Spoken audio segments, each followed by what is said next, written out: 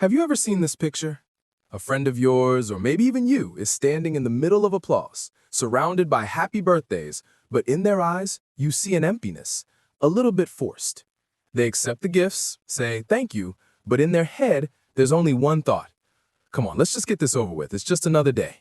If this is you, you feel guilty or even weird. You ask yourself, why does everyone make such a big deal about this day? Isn't it just another rotation of the Earth around the sun?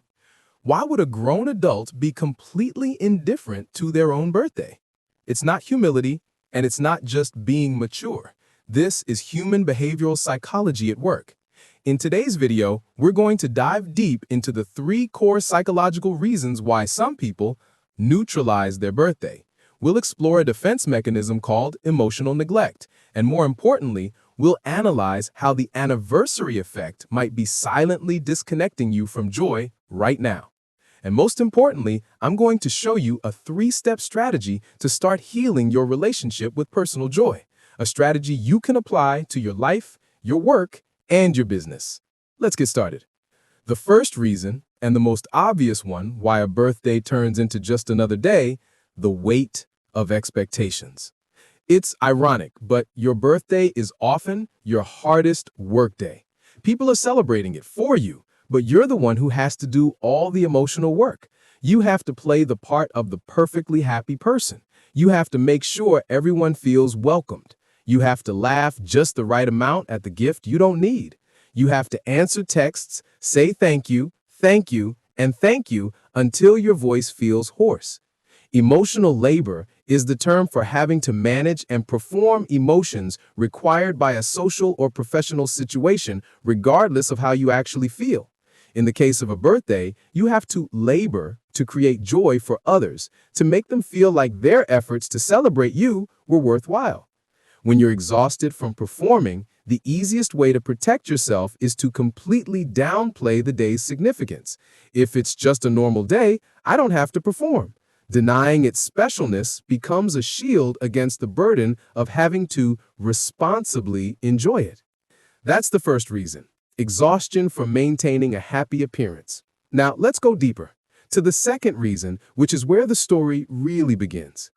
Emotional neglect isn't about the bad things that happened to you.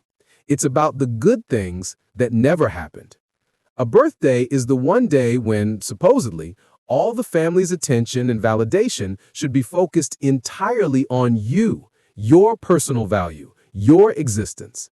But if during childhood you didn't receive consistent emotional validation, if your feelings were ignored or minimized, like, what's there to cry about? You're a big kid. You learn a very dangerous lesson. That lesson is that my feelings don't matter. If your feelings don't matter, then the most special event of the year, the day you were born, also means nothing. As you grow up, your brain is programmed to reject special attention because that attention doesn't match the pattern you learned as a child.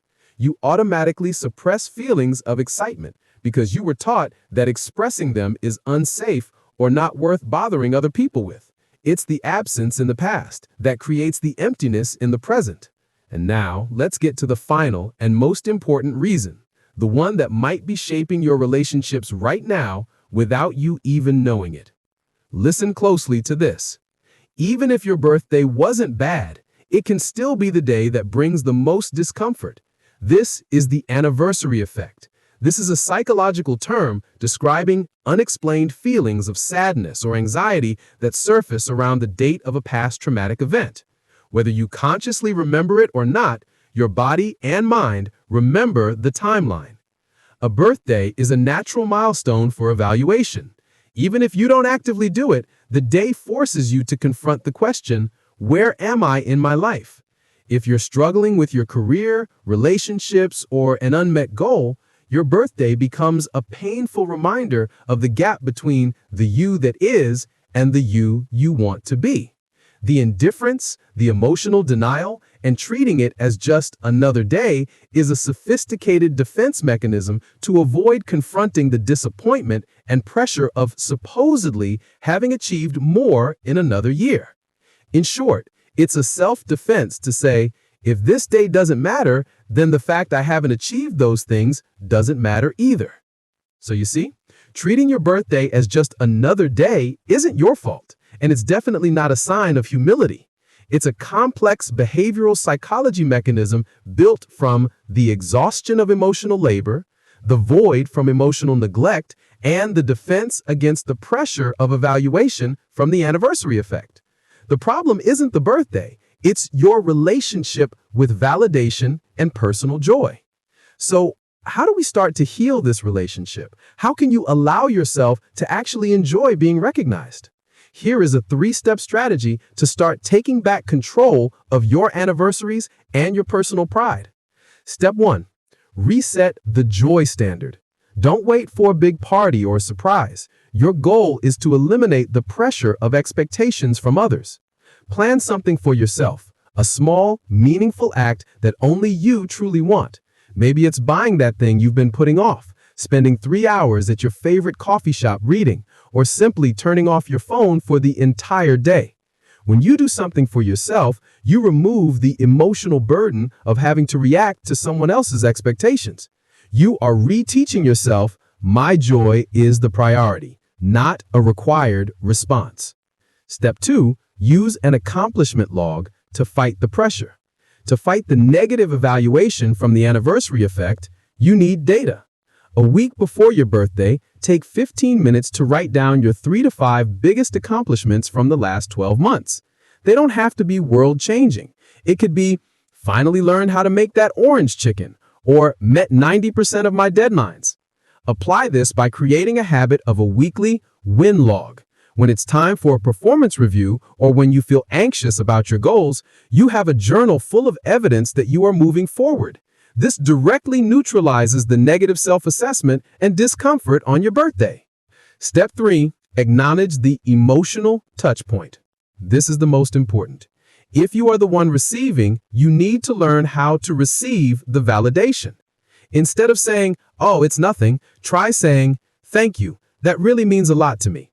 It feels a bit awkward at first, but this is how you fill the void of emotional neglect. You are giving the validation permission to land. In summary, if you're someone who sees your birthday as just another day, remember that you're not weird. You are just carrying a psychological defense mechanism you learned a long time ago. And you can absolutely start to reteach yourself that your existence is worth celebrating, even if it's just for one small, authentic moment that you create for yourself. Question for you. After hearing this analysis, which of the 3 psychological reasons we discussed do you identify with the most? The burden of performing, the void from childhood, or the pressure of evaluation from the anniversary effect? Let me know your thoughts in the comments. I read them all. If you find this kind of deep, direct psychological analysis helpful, don't forget to hit the subscribe button and turn on the notification bell so you don't miss our next video. Thanks for listening. I'll see you next time.